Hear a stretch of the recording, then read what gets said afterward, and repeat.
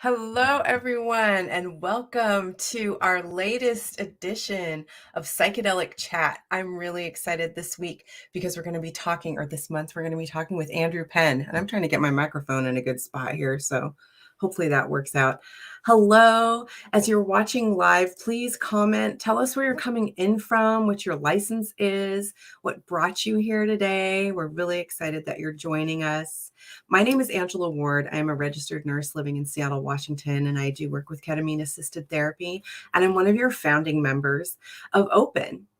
I am excited about this talk today because we are going to be talking with another founding member of the organization of Psychedelic and Entheogenic nurses, Andrew Penn. So let me tell you a little bit about him. Andrew Penn is a UC San Francisco trained psychiatric nurse practitioner. He serves as an associate clinical professor in the UCSF School of Nursing and practices at the San Francisco VA, where he works with NP residents and students. He has completed the CIIS, MAPS, and USONA trainings in psychedelic-assisted therapy and has worked as a study therapist on a phase 3 MDMA-assisted therapy protocol for PTSD and is a co-investigator for the USONA-sponsored study of psilocybin-assisted therapy for major depression. He is the co-chair of the Sana Symposium, a co-founder of the Organization of Psychedelic and Entheogenic Nurses, advocating for the perspective of nurses in psychedelic therapy. And he has published on psychedelic nursing in the American Journal of Nursing and the Journal of Humanistic Psychotherapy.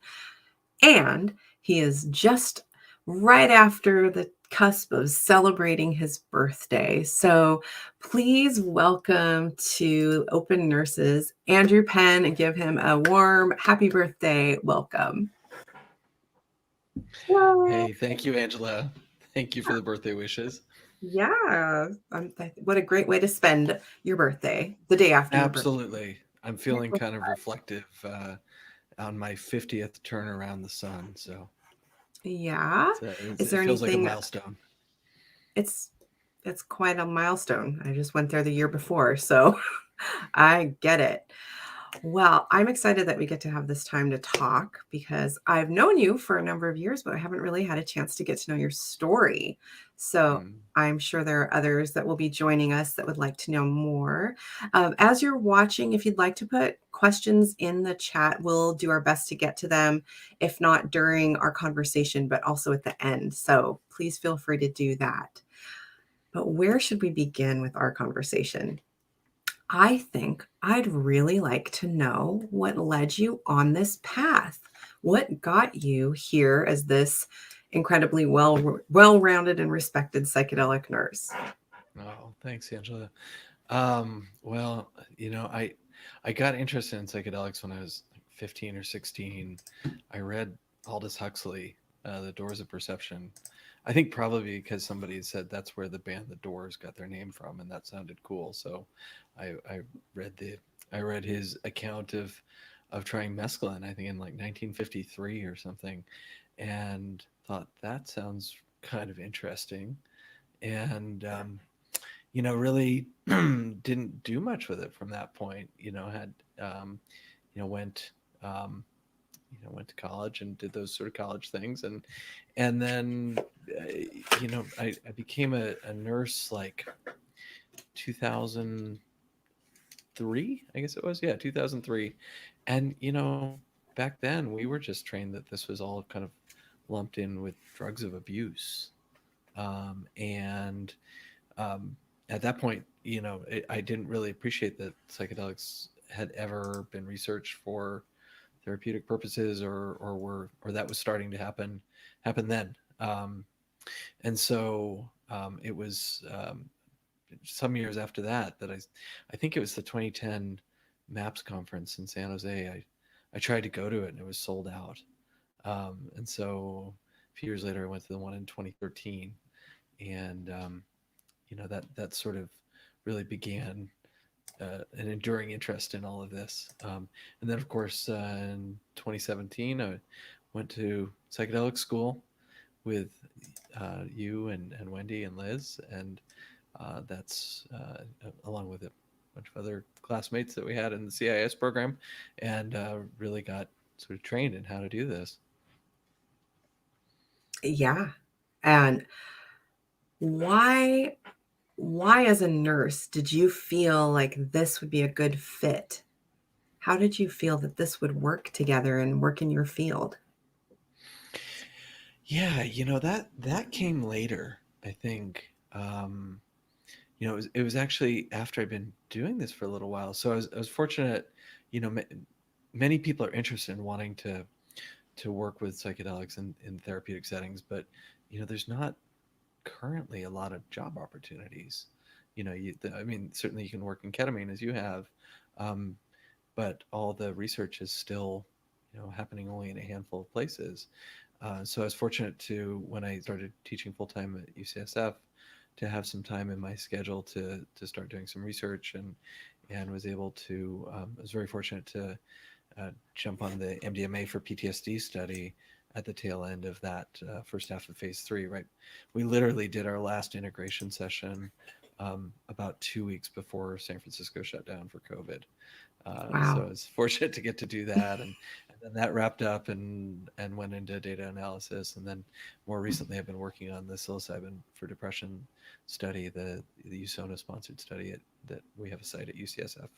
So when I started thinking more, we started Open Nurses in part because I think we didn't want nurses to be left out of this psychedelic revolution. We kept hearing about physicians and psychologists who were running a lot of these studies and publishing a lot of these papers, and we weren't seeing a lot of nurses. I mean, we met nurses in our training, people like Annie Methofer, Karen Cooper, people that have been, Maria Mangini, people that have been on this same interview channel. But we wanted to make sure that perspective was represented. So that was part of why the four of us started Open Nurses. And then the more I thought about it, the more I realized, like, we talk about we talk a lot in psychedelic therapy about outcomes. We say, somebody came in with the depression score of whatever, really bad depression, and then on the other end they came out much better and they stayed better for a long time, and that's great. That's a fantastic outcome. But what I got really interested in is what happens in between point A and point B. What's the actual, because we were sort of trained that the therapy was non-directive, it was inward focused, that it was sort of patient driven, but it was kind of vague. It wasn't really clear. Trust inner healing intelligence. I mean, all good advice, don't get me wrong, but not really describing the process of care. And then I started thinking, well, you know who describes a process of care? And it's like, well, nurses, duh. It's like kind of to come around back to my own profession. Um, and that led me thinking about, like, well, okay, surely people have written about this, maybe not in a psychedelic context, but maybe one that could be adapted to that. And that took me back to somebody who I studied in nursing school. I took nursing theory along with everyone else, and kind of, it's like, what are they talking about? It's that thing of, like, you're trying to explain to people that haven't yet done the thing, the theory of what they're about to do, and it's very abstract at that point in your education. And so nursing theory was kind of confounding to me. Mhm. But I remember reading Jean Watson, and I remember being totally confused by her when I was an undergraduate, because I was like this rational materialist who wanted to, like, understand neurotransmitters, and I went back and I got her books out of the library.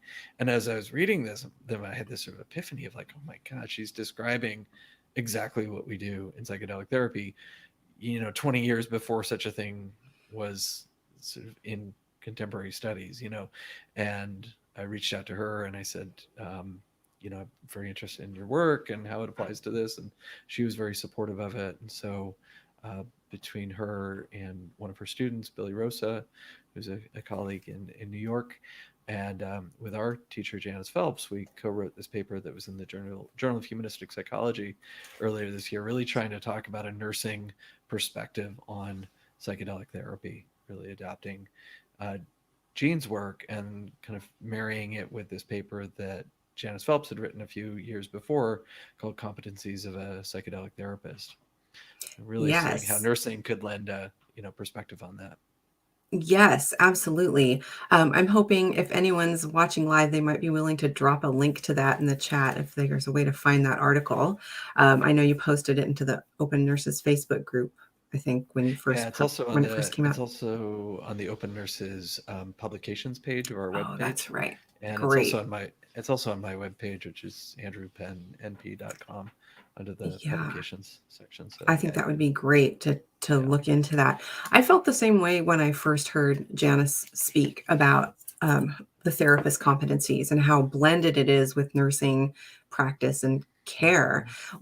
What do you feel like were some of the highlights that stood out? What did for those that haven't read the paper, what do you think are essential qualities that nurses carry that kind of meld into that therapist competency? Yeah, great question. Um, well, it really begins with trust. We can't do anything without trust. And so, in order for our patients to entrust us with their well-being, both physical and psychological well-being, they have to, uh, they have to, they have to feel like we're safe. They have to feel like we're trustworthy, and that we earn that trust through a couple different ways. One is by really getting to know the patient and really understanding the patient. So we create this. And that's why we do all this preparation psychotherapy, and we don't just dive in, because we as therapists, as nurses, want to know what we're going to encounter with the patient. Just like, when we get report, we want to know all the back, um, all the backstory, so that if something comes up during our shift, we have some idea of what might be going on. So there's that, and that we convey to the patient that we can handle whatever arises. That's another huge part of it, is developing that sense that we've got you. Whatever comes up, we can handle that. And so, there's as that trust develops, um, Gene talks about that there's this teaching learning process that occurs, which I really like, because it it changes the power differential from, like, I have something that you have to learn from me, to, like, I'm going to learn about you, you're going to learn from me, we're going to learn from each other. And in learning from each other, we kind of co-create that container for therapy. I use this metaphor of, like, it's kind of like if you've ever remodeled your house. You need, most of us need somebody to help us with that. We need a guide, we need a contractor, but we really have to trust that person, because we invite them into our house and they're gonna, tear the walls down and things like that. So we really have to know that they know what they're doing, and that they understand what we're looking for.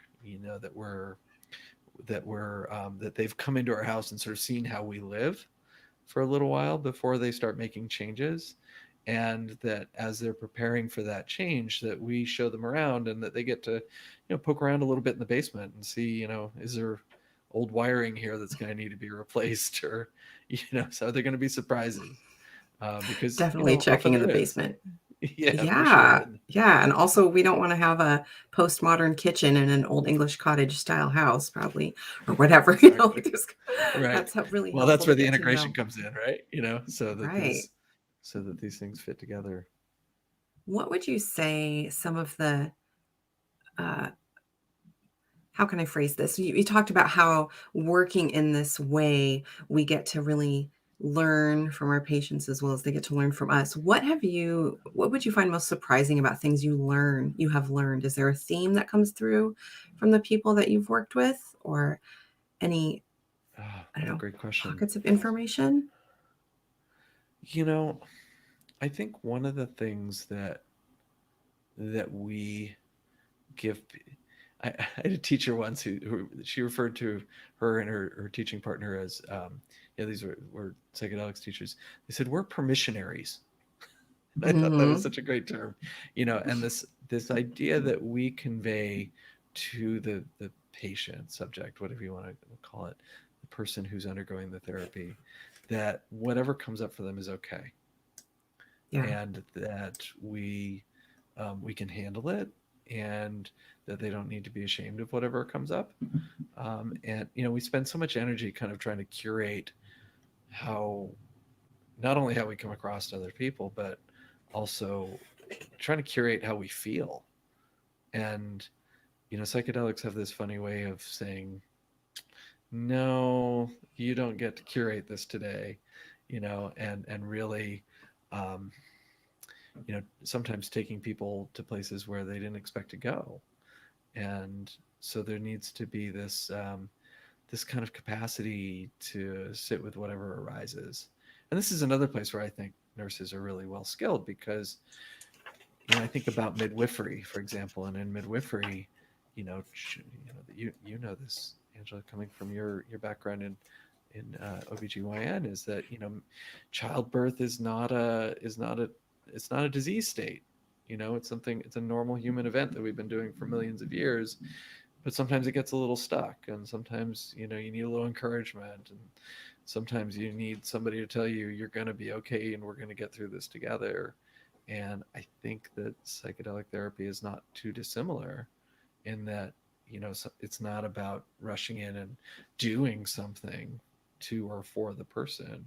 And I think nurses have this kind of innate capacity for sensing when to do something and when to just let things ride, and let things resolve. And I've seen this happen with some of the subjects that we've run, where somebody's having a really intense emotional experience of one sort 1 minute, and then the next minute they go from kind of giggling, um, uncontrollably, to bawling their eyes out a minute later, and or vice versa. And Mm-hmm. there's nothing that needs to be done with that, other than just kind of witnessing it, sitting with it.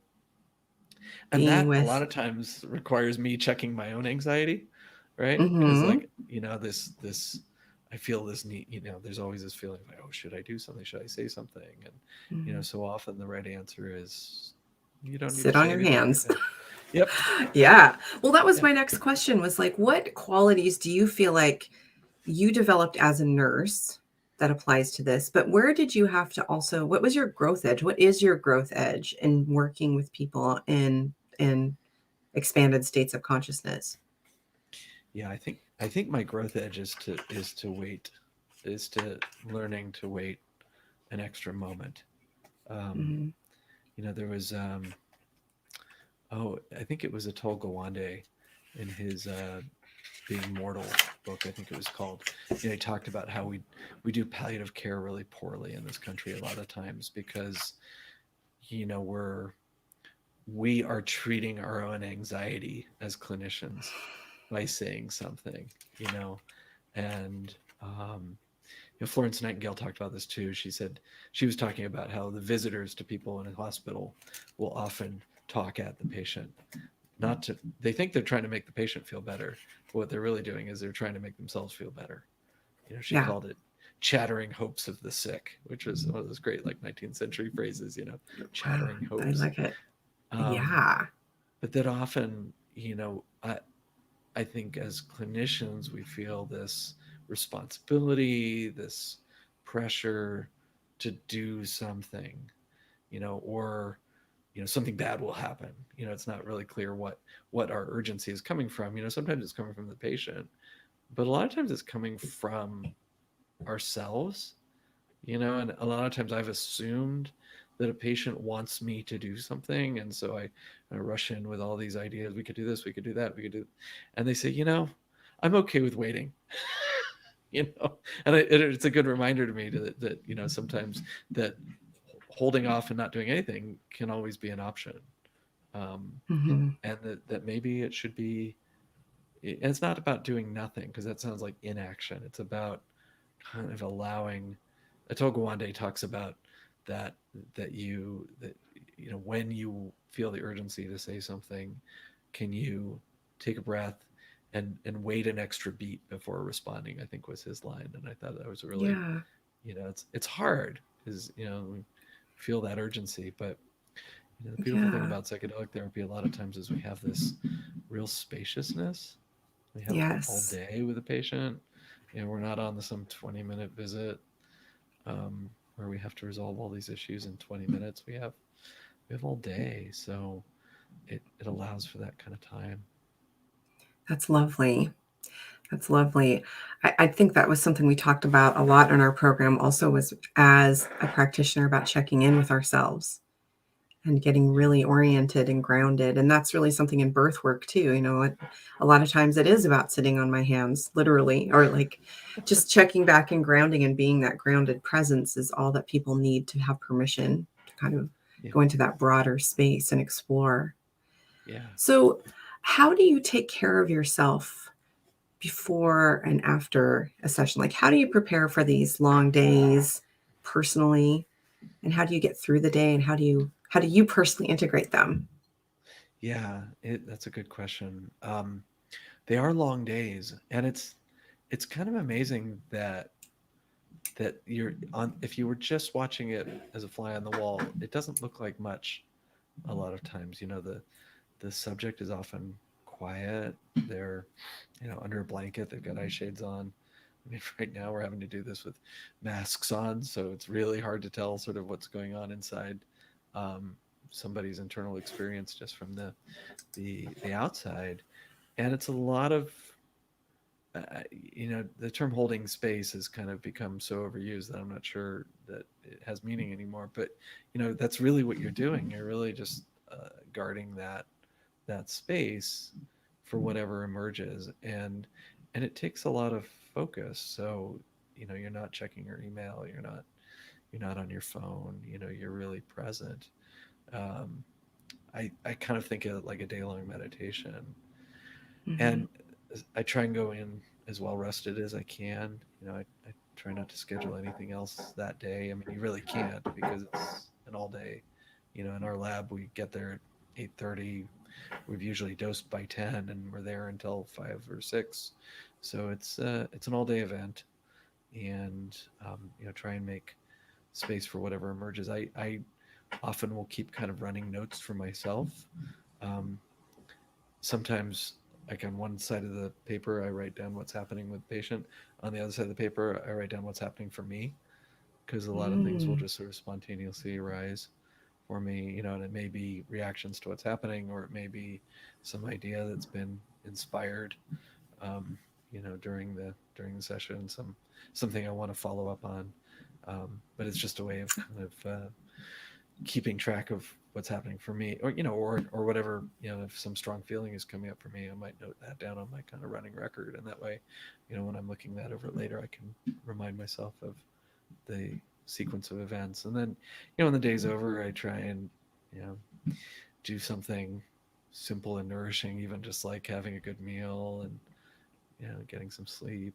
um, try and get some exercise. I mean, it's really no magic formula.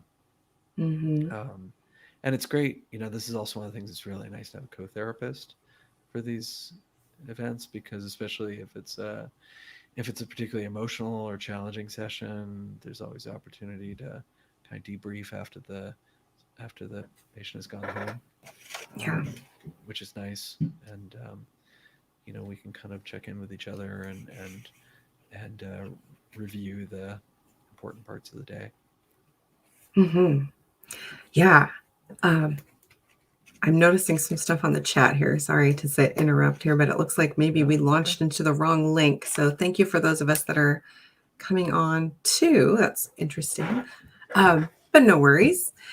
We'll forge ahead and the recording will be available so people can Yeah. still watch it. So currently, are you working with psilocybin currently in the Yes. USONA work? Okay, and then you had been working with MDMA. Are you still working with MDMA as well? No, I'm not working on the MDMA study anymore. I worked on that a So couple years ago. I think people would love to hear, and I would love to hear what your perception is of the differences and the like how one is different from the other. Do you have any opinions about? Mhm. Oh, it sounds like you're a little quiet too, love. So if you can speak up a bit, that would be great. Oh, okay. Will do. Yeah. So I'll bring the microphone closer. Yeah, right on your face. Thanks, Eric. Yeah, so the question is like, what do you notice about the differences between the two medicines? Um, do you like one more than the other for people, or just yeah, I'd love to hear your riff on that a little bit. Yeah, sure. MDMA is interesting because it preserves a lot of people's conversational skills, for better or for worse. So it does tend to make some people more gregarious, which can be valuable in therapy, especially for somebody who's kind of closed down. I also think that MDMA does very interesting things about people's relationship with shame. And shame is such a it just suffuses everything in mental health, but particularly I think PTSD, there's a lot of shame that people carry in PTSD. I mean, it depends on the nature of the trauma. I think certain types of trauma, such as sexual abuse and that, do tend to carry more of a burden of shame.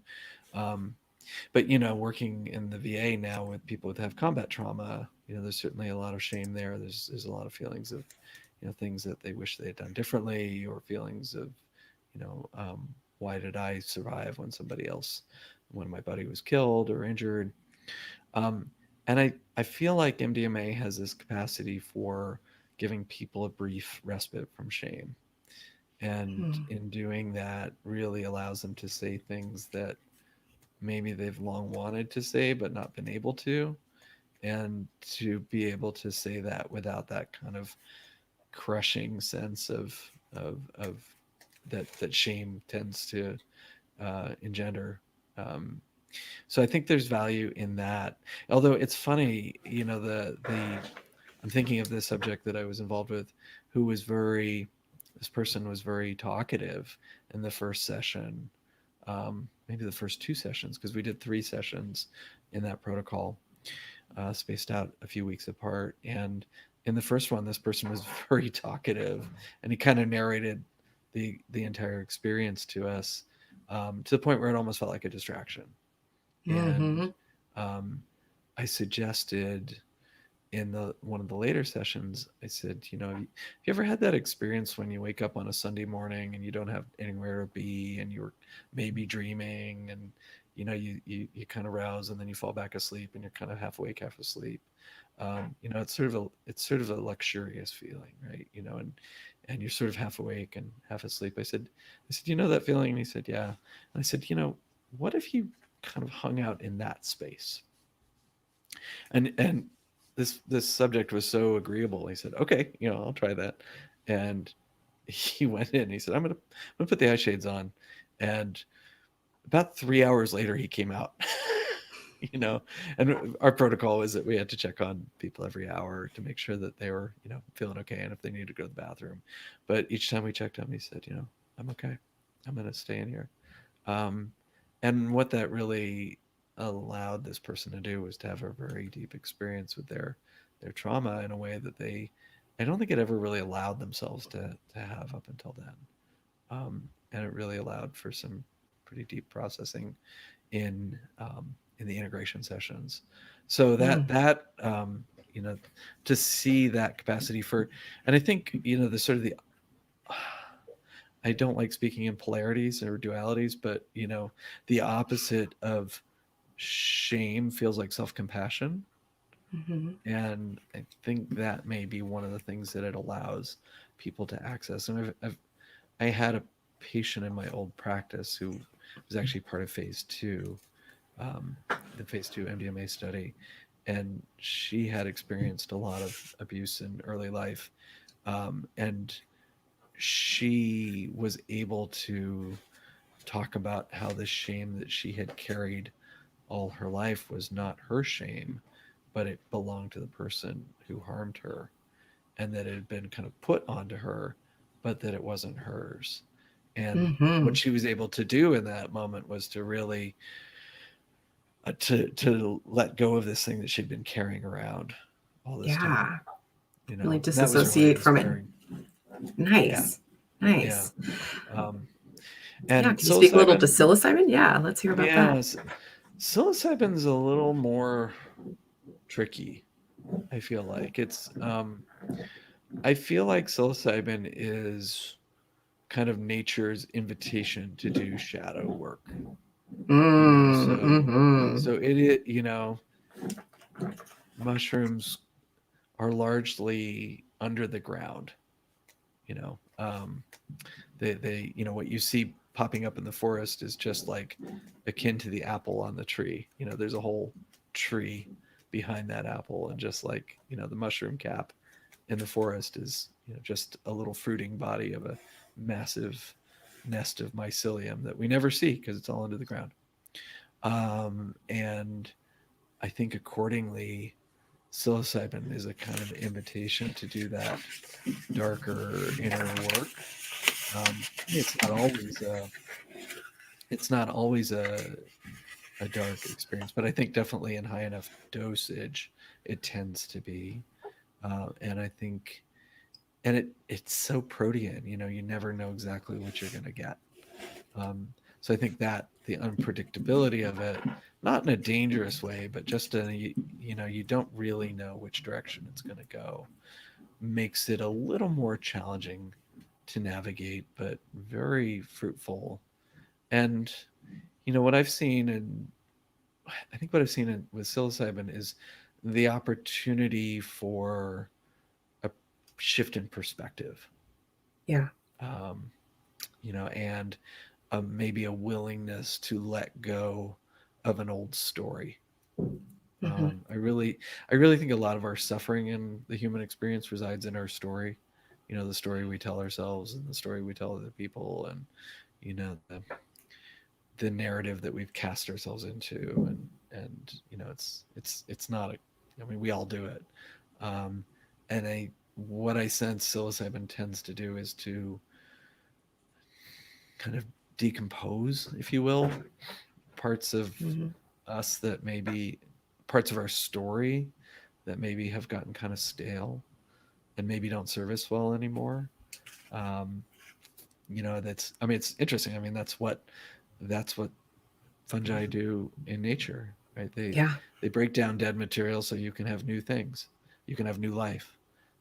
You know, if it wasn't for fungi, we'd be, you know, neck deep in non-decomposing, you know. All kinds I of think about things. where you live up in the, you know, in the Northwest, and like, you know, all those amazing forests that you have up there are Yeah. really kept alive by fungi, you know, Yeah. doing their job and connecting trees to other trees and other, you know, if you read the Overstory by Richard Powers, it Not really, you know, yet. kind of tapped, novel, but you know, really kind Yeah. of touches on that. And this, you know, some people call it the wood wide web, you know, that's Yeah. this vast network Absolutely. of connections. And I think, and when I think about what psilocybin does in the brain, which is essentially to invite the brain to connect differently to itself for a little while, um, it's an invitation to a different way of seeing things, you know. Mm-hmm. um, and that can be unsettling, you know. That can be, you know, it's, we all think we want our perspective changed, but I'm not sure we really do when it comes right down to it. You know, I think we want to be validated that our perspective is right, but I don't I think we actually necessarily do have a always want to question change it. here. I think Yeah, this is a yeah. really good point that you're making because I'd love to hear your thoughts on psychedelic evangelicism and Oh, trip. I don't know. It seems like trip envy that gets out there. Like there's such a, the voices that most people hear about their trips are like, "Whoa, it was amazing, and I went to heaven, and I saw God," or blah blah blah. Like, right, could you speak to the psychedelic evangelicism and um, right. what's really happening for people? Nobody goes to Des Moines on a psychedelic, you know, or Milwaukee. They'll go to heaven. You know, I mean, on everyone goes to ketamine they do, paradise. but Sorry, your flight's been rerouted, and you have to go through Des Moines. no Yeah. knock on Des Moines if anybody here is from Des Moines. Um, yeah, well, isn't it funny, right? How we get a brief respite from our ego because these meds, these drugs in high enough doses are enough to really kind of turn down this big I that we kind of push through the world with, and then they wear off. And what's the first thing some people want to do? They want to tell everyone about it. They want to like stake a claim on that real estate. It's like, and it's dangerous. I think. I think if if you get God's address, you probably shouldn't tell everyone. Maybe you should keep that to yourself for a little while. But I do see this interesting phenomenon where there's like ego dissolution, and then the ego seems to double down and say, wow, we now Yes. have the secret information, and I know something that other people don't know. And the most sort of benevolent um, outcome of that is that this person needs to tell everyone about their experience. The more troubling angle on that is that the person comes back and is convinced that their way is the right way, and that Yeah. this is the only And way that to do everybody this, should take psychedelics. and everybody should do it. And yeah, that worries me, because Yeah. I do think there is. um, I must confess, I just finished watching Nine Perfect Strangers. Well, let's talk about that for And a second, but keep yeah, let's going. just talk about that. But because I have, maybe it was because I grew up in the '70s and I remember watching Jonestown on TV, with my dad watching the evening news. But I have this real wariness of cults, Hmm. and that there is potential for behavior in the psychedelic world that feels cultish, and that one of the things that happens in that show and in cults is that you have to surrender your own experience to that of another who presumes to know more about you than you think you know about yourself. And that gets wrapped up in This a lot is, of language that is very enticing.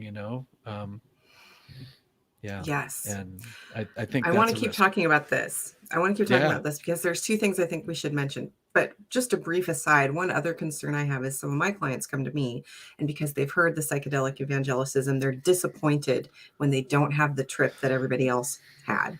And I think Yeah. that's another area of concern too. Yeah. But I like where we're headed with this conversation because I think this relates to us as nurses and the work that we do around our code of ethics and moral behaviors, moral whatever behaviors. But just before you and I hopped on this call today, you shared that article, which I'd read a day or two ago, about some other problems with abuses in psychedelic assisted therapy. And that really speak to this idea of this cultism and surrendering control um, and we certainly could talk about Nine Perfect Strangers, but I wonder if you could riff on that a little bit about what are some of the things that we as nurses carry into our work that can help protect people from this type of situation? It's a great question. I think one of the things that we do as nurses is that we encourage patients to have autonomy and agency.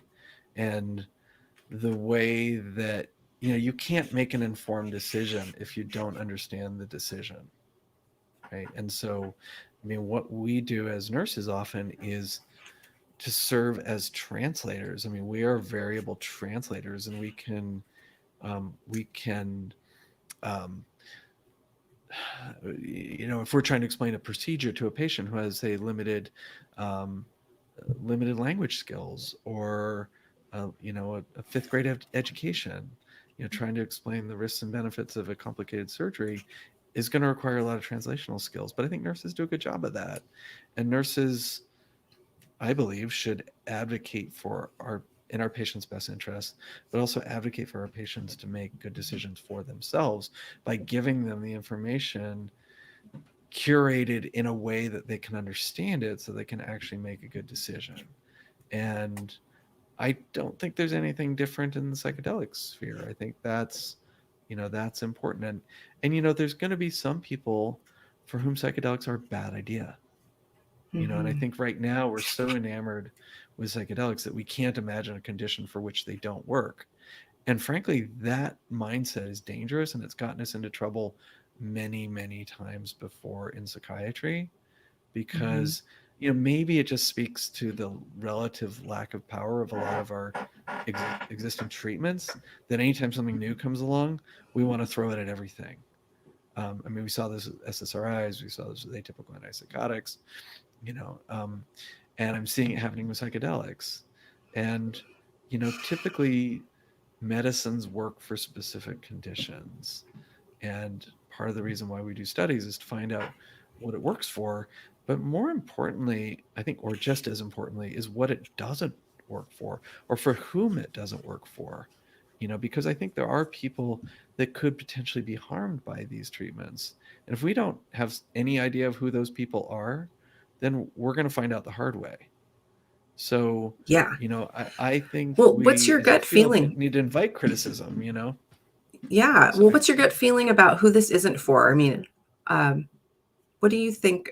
uh, what do you think some of the people are that it's emerging for, that psychedelic work is either not appropriate for, or maybe in more highly controlled situations versus, yeah, yeah, I more recreational yeah, or I something don't like that?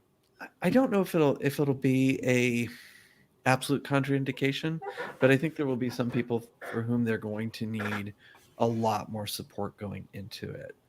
Um, there's an odd paradox about psychedelics being kind of egolytic medications, drugs, if you will, um, that you have to have enough ego strength to tolerate ego dissolution. Otherwise, it can be at best terrifying and at worst traumatic. Yeah. And Profoundly so I think destabilizing. very destabilizing. So I really believe that we have to make sure that people have enough resources, internal, psychological, um, and emotional and social, relational resources, that they can tolerate that. Just like when we treat people for PTSD, we don't just throw them right into prolonged exposure therapy, because that would be you know sadistic and destabilizing. You make sure that somebody has the resources in order to withstand that and to integrate it afterwards. And this is where I worry about some of the cavalier attitudes I see about psychedelics, of like, oh, trust the medicine that can do no wrong. I mean, it's like anything that is this powerful has the potential to do harm. And if we're not Mhm. going to take that seriously, then we really have no business being in this line of work. I mean, I really sincerely believe that. So I get kind of salty with people that are Pollyannas about this, or really dismiss legitimate concerns about that there are maybe some people that for whom this is not a great idea. And part of what we need to do in research is to start to identify who those people are, so that we don't harm them, or we can at least mitigate the risk. I mean, we didn't realize Absolutely. that when antidepressants first came out, people didn't realize that they could precipitate mania in people that are Mhm. bipolar, Yeah. and it didn't mean that we had to pull them off the market. It just meant that if you're treating somebody who has bipolar disorder, you need to have a mood stabilizer on board before you treat with an Mhm. antidepressant. If you're going to do that at all, you learn to mitigate the harm, and I think we can do the same in psychedelics. Absolutely. And I think this is one place where nurses really can come in more, because you mentioned that there's more scaffolding that needs to happen around that.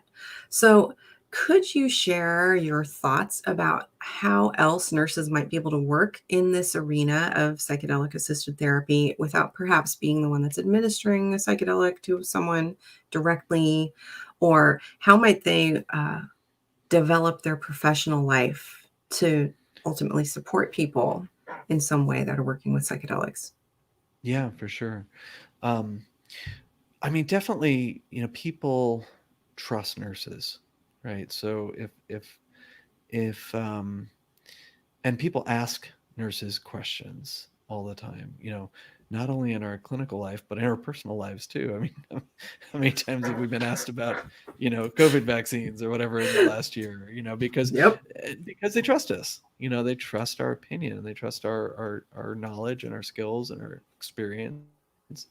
And so I think that that is a place, advocating for patients to to maybe access these treatments when if another provider hadn't thought about it, yet. Educating um, educating potential patients about the benefits and risks of and suitability of these treatments, I think is a great place for nurses.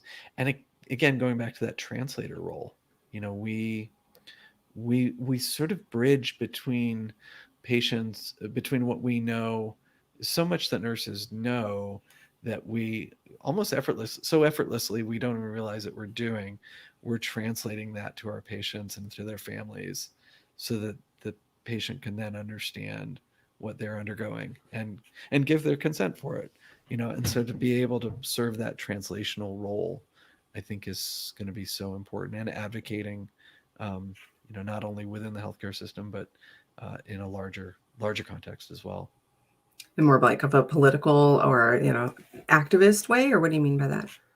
Yeah, I think Public health? that could be in a more kind of public setting. I mean, that I've certainly kind of found myself in that role in recent years, where I've had media people ask me for opinions on this, and so it's one of these things that kind of snowballs. Once people find out that you have an opinion about this thing, and you've talked to somebody else will call you, and so it tends to kind of grow that way, just sort of organically. But I think those nursing credentials carry a lot of weight with the public, and um, and I don't think we should underestimate our power of influence. This leads to a really great place that I want to ask a question too is, as nurses and being able to be advocates, how can we also protect our licenses? How do we tread ground carefully in this arena? What are your thoughts about that? Yeah, it's a good question. I think you know being wise and discreet is probably a good place to start. Um, remembering that while this may be kind of an everyday topic to us, a lot of nurses may not be familiar with it. They may only know about these compounds through the context of drug abuse. Um, I recently finished Carl Hart's book, Drug Use for Grownups, and in it he talks about how essentially, because of this privileging of certain drugs, such as alcohol, for example, that these drugs that don't enjoy that privilege, any admission of use of them can be considered drug abuse. Even though there may be um, no other indication, no other criteria met for what we would call in the DSM, drug use disorder. Just admitting that you use a drug that is illegal could be, in the eyes of a licensing board or an employer, an admission of a drug problem. And then Mm-hmm. because we have licenses, then that starts to invite the question of impairment. And Mm-hmm. if a board thinks that you are an impaired clinician, you have to remember that you are guilty until proven innocent in the eyes of a board, because in Yeah. their mind, they're protecting the public from impaired clinicians, and they take that very seriously. I would say they're not always that nuanced in their understanding of these things. So, if I go home and have a glass of wine after work every night, there's no problem with that. If I show up to work drunk, there's a problem, right? Because then I am impaired. But the fact, if I say, yeah, I have a glass of wine with dinner every night, nobody's going to say I have an alcohol use disorder, and nobody's going to take action against my license. But if I go and I say, yeah, I took psilocybin on a retreat, even if it was in another country, a conservative board of nursing or other regulatory board could look at that and say, you just admitted you have a drug problem, and we're not going to let you practice until you get treatment for it, um, and otherwise surrender your license. And they're not really interested in the, you know, I from the cases I've heard of this, they are not particularly interested in the nuance. Yeah. And so you're not going to have a sympathetic audience in a lot of these cases. And so, as much as I would love to see a time when people don't feel the need to hide their own adult behaviors, I think if you're under license from a board and you need that license in order to do your job, in order to make a living, you got to tread really carefully. Yeah, I think that's super important. Thank you for sharing that. I would love to open this up for some questions. I see some coming through the chat, so maybe our wonderful Wendy, who's assisting in the background, could pop a few up for us to discuss. And if you're okay to go over a few minutes, I really would love to talk a little bit about. Nine Um, Perfect Strangers. I know, my God. You're on, Here's a yeah. question from Nurse Nine Lives. Woo! I love that name. Does MDMA have a similar neuroplasticity effect on the brain as psilocybin, as well as linking brain regions to communicate? Um, I will try and answer that with the caveat that I am not a neuroscientist, and I would refer you to the work of my friend and colleague Robin Carhart Harris for a really thorough review of this topic. But my understanding is that that MDMA is under fMRI scanning, which really kind of allows you to see which parts of the brain are active in real time. Um, that what you see with that is that areas of the brain that are most active when we are detecting threat, so parts of the limbic system, such as the amygdala, tend to be kind of overactive in people who have trauma histories. So what that translates into is probably hypervigilance and also perceiving threat maybe where there isn't a threat. So you see that in exaggerated startle or something like that. So door slams and somebody kind of jumps, whereas somebody with PTSD wouldn't do that because that amygdala area of the brain isn't so hypersensitive. I kind of liken it to like it's like if you have a smoke detector that goes off every time you make dinner. It's not a particularly useful alarm system because obviously your house isn't on fire, but the stupid smoke detector doesn't know the difference. So in PTSD, it's like that smoke detector is just way too sensitive. And what it seems that MDMA does is it turns that area of the brain down for the duration of the drug effects, while at the same time it's turning up the frontal lobes where you need more activity to be able to kind of contextualize memory and to process things. So it gives you that window of time to talk about. I think it was my colleague Matt Baggett referred to the experience of MDMA as stillness without fear, which I think is a really elegant way of describing it. Psilocybin seems to turn down activity in something called the default mode network, which is this area of tissue sort of through the middle of the brain, which is most active when we are inwardly focused. Um, so in people with depression, that area of the brain seems to be kind of switched on all the time. And the problem is that there's another area of the brain more to the sides called the task positive network, which is what comes on when we're doing stuff that's outside of our heads. So when you're answering your email in the morning and trying to figure out like what's important and what actually needs to be responded to and what can just be thrown out, that's your task positive network chugging away. And when that's happening, your default mode network turns off or turns down. And these two kind of alternate like a seesaw. Um, so some people call depression kind of pathological introspection. So you're thinking about yourself all the time, but in a really negative, repetitive, ruminative way. So you keep repeating that story of like, I'm worthless, or I'm never going to get this right, or nobody wants to be around me, so much to the point where you can't turn it off, and therefore you can be ruminating all day but get nothing done because that part of the brain is so dominant. And what it sounds like psilocybin may do is turn that down to some extent. There are other emerging hypotheses, and this may be an oversimplification that came out a few years ago, but that's that. So they are somewhat different in that regard. um, I think it's probably a misnomer to think about like MDMA only for PTSD and psilocybin only for depression, Yeah. because these are, our diagnostic categories are kind of fraught with problems anyways, and so at any rate, they will probably work across different states. Yeah, thanks for sharing that. That's a great question. Eric posts asked, you had posted an open-ended question regarding code of ethics, disciplinary action around wrongdoing, etc. Recently, abuse has arisen. How will the community proceed? Did you post something in the Facebook group? By the way, if you aren't on in the Facebook group, join Open Nurses Facebook group. Yeah.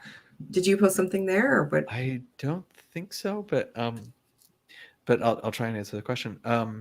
This is a really good question. I don't know how we're going to proceed. I think it's really clear that as this field coalesces into a more kind of potentially regulated area of practice, that I know that sometimes regulations and licensing and things like that seem like they are barriers to what we want to do, but they hold us accountable too, and Yeah. that's why the term nurse is a protected title.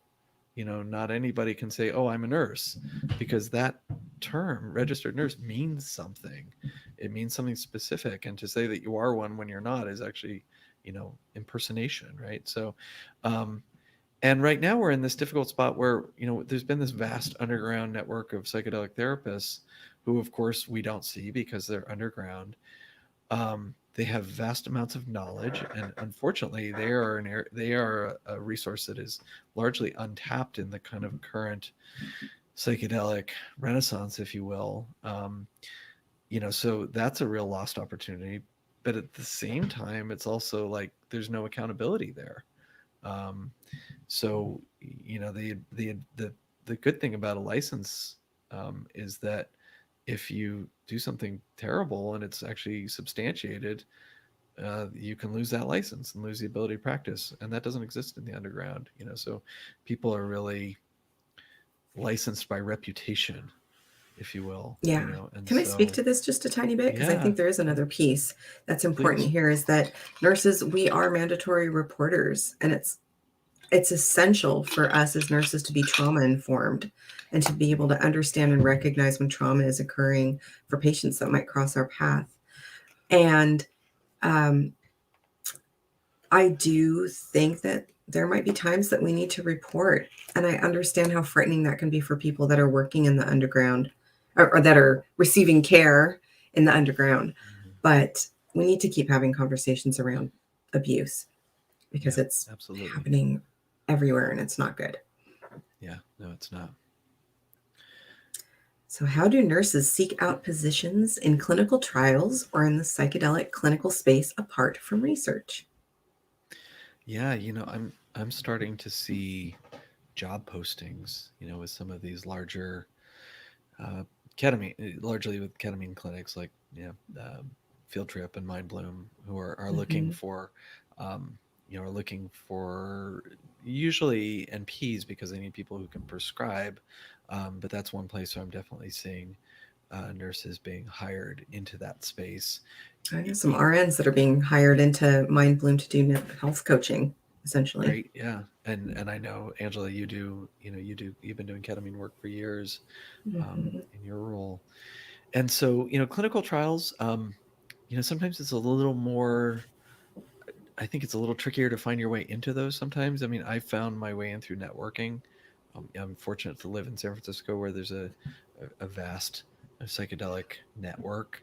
And so once I got to UCSF full time and I had a little more time to start doing things like this, I started working that network, and that led me to the person whose lab I work for now, and who said, you trained at CIS and you're interested in doing this, and we need somebody in our trial who can fulfill these roles. So I think they are out there. It's just a little harder to find them. So I think that one of the things that I'm finding through Open Nurses is that we nurses are good networkers. Um, I think I was just as an aside, just totally blown away by the amount of interest that this generated when we created this organization, because it was sort of like, you know, just a vague idea of like, let's make a website, let's start an organization. And, before we knew it, we had, mailing list requests coming in from like South Africa, and It's amazing. there was somebody from Sweden the other day, and Switzerland and Australia and that. So it's just really amazing to see what this is. It really is kind of a classic. Like, if you build it, they will come. And Yeah. so I think there's a lot. I'm seeing people networking on the Open Nurses Facebook page. So there's another Mm-hmm. good plug for that. Yeah. So it's happening. It's happening. It's happening in those places. Those, the more we band together, the more we'll be able to explain why we're a valuable part of this team. Well, it looks Yeah. like we're right up at time. So if there's any other questions, maybe someone could pop that in. But if you have like 5 minutes, I would love to hear from you about what was wrong with the approach in Nine Perfect Strangers regarding prep, let's say, or what were some glaring problems in that show? Should I give a thumbnail synopsis of this show just for people that haven't seen it or haven't I heard think you anything should about just it? like give the maybe top edge of it, but not enough Yeah, to make yeah. them not watch it. Okay, Yeah, yeah. and also So maybe this is if it's a spoiler alert, you can stop watching right now. Just so you know, we're yes, at the that's end true. of the show. So Um, yeah, so beautiful retreat center somewhere in some fictional California place run by this mysterious Russian woman played by Nicole Kidman. Um, these people are brought to this wellness retreat, not being told that there's going to be psilocybin involved, and then a couple days into it, they start having funny feelings and are then told afterwards that they've been ingesting psilocybin. She calls it a microdose, but I don't buy it because people don't everybody have was those tripping. kind of experiences on microdoses. Um, and so the biggest glaring issue that I had was around consent. That the total absence of consent. I mean, it is the biggest sin in my book to dose somebody without their consent. I think that Yeah. is just a horrific, assaultive thing to do. So we'll start there.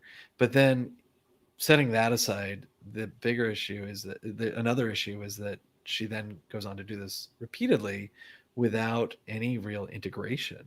I mean, there's Mm-mm. like 5 minutes at the breakfast table of like, wow, that was weird last night, and then it's like, okay, you're going in Here's again. more. See you later. But the more I've thought about this, the thing that I really realized that bothered me about it the most, and this is actually something that I'm thinking more and more is an issue in psychedelic therapy, but also in regular therapy as well, is that I think it overvalues catharsis. I think, this Mm. idea that you're going to overcome your demons by having this big, emotionally disruptive, painful reliving of the experience, and that the only way that you're going to get through this is to have that. I think that is a fantasy that Hollywood loves, the big breakthrough moment. And it's kind of seeped into the culture at large because people think that's what therapy looks like. I think therapy is way more like a glacier, that like slowly moves through your life. And while it's doing that, it is drastically changing. You think about Yosemite. Like Yosemite was Mm-hmm. carved by glaciers. If you were there at the end of the last ice age, you would have just seen a big sheet of snow over the top. You wouldn't know that underneath all that snow was this amazing valley being carved, this glacial change that took thousands of years. And hopefully therapy doesn't take thousands of years, but it's often this slow gradual change, but that actually makes it more stable. That makes the Mm-hmm. change more stable. It makes it And so stick. Yeah. this like boom, I'm going to hit you really hard with this big dose of meds the drugs that you never saw coming, and you're going to have this really upsetting disruptive experience, and then somehow you're going to come out of it all better. I think is really a dangerous message to send to people, because I I think there are completely some agree. underground psychedelic therapists who operate under this idea, and I think Yeah. they're dangerous too. I think that Absolutely. is a really dangerous approach to take. And so I it troubles me that like this is what the public thinks psychedelic therapy looks like, because Yeah. it's not. um Mm-hmm. so that's sort of what, I couldn't stop watching it. I mean, to be fair, it was Oh, like, I binged the whole thing. I could not handle totally, it. It yeah, was I was like, on a plane what's and I happening? watched like 6 episodes last week, I was also so like, it those was, opening credits totally look like ketamine to me. The oh whole my thing, god, it's yeah, like, right, that's the total yeah. what it looks like. But Yes, yeah, oh yeah, my it's gosh. very trippy. It sets the tone very well for the show. Sets the tone. And the Crazy. characters, you kind of wanted to know what happened to them, and you get caught up in them. But Yeah, yeah, it's it's a good it's it's fun. just it's fun, but I think if that's what people think that's what we're doing in our lab, man, that's the Yeah. wrong message to And be if a sending. nurse finds themselves in a retreat center like that, don't work there. It just does not. It's not right. Get out. Get Out. out. Yeah. Yeah. Well, thank you for indulging me on that little piece of the Oh my gosh, conversation. it's so much fun. Yes. Yes. Are there any final words you'd like to share with anybody that's still sticking around? Anything like a last little piece of advice that you might have given to your younger nurse self, kind of longing to be in this field or anything like that? Wow. That's such a great question. Um, hmm. You know, I think one of the things that I would tell myself is that you are more than good enough. And, I think, as nurses, I always joke I have so many damn letters after my name, because I my standard joke is that when I was about 28, I was trying to figure out what I wanted to be when I grew up, and so I realized if I wanted to stay in mental health profession, I had to get some letters after my name. So I chose the profession that awarded the most letters, and that was nursing. And I always think it's funny when you look at particularly like advanced practice nurses. It's so ridiculous how many letters we have after our name, and I feel like that is a reflection of kind of our wounding, of like that maybe we're not good enough, maybe we don't know enough, and we are enough. We are plenty. And As a profession as well. I think that's another part. as We're a still really profession, coming into our own as a profession. and that if we could take that energy that we put into kind of trying to prove that to ourselves and sort of overcompensating, like I hate Nurses Week, for example. I feel like it's so patronizing. Like, if you want to appreciate me, pay me well and let me do my job. Like that's the best way you can appreciate me. You don't need to buy me lunch. I'll buy my own lunch if you pay me well enough. And so I sometimes feel like we participate in our own being demeaned, and we don't need to do that. And so often we're just sort of like clamoring for this approval. And I just feel like if we show up wholly and show what we know and speak of it with confidence, people will fall right behind us because we already have their trust. We already have their confidence. And if we can embody that same trust and confidence in ourselves, then we can set aside this feeling of like not being good enough, and always having to overcompensate for that. We are good enough. We are more than enough. Well, I think that's a perfect note to end on. So everyone, thank you for watching. Please remember you are good enough and you're needed in this work. So oh my gosh, thank we you are so much. needed in this work. So needed. Yeah. It's exploding.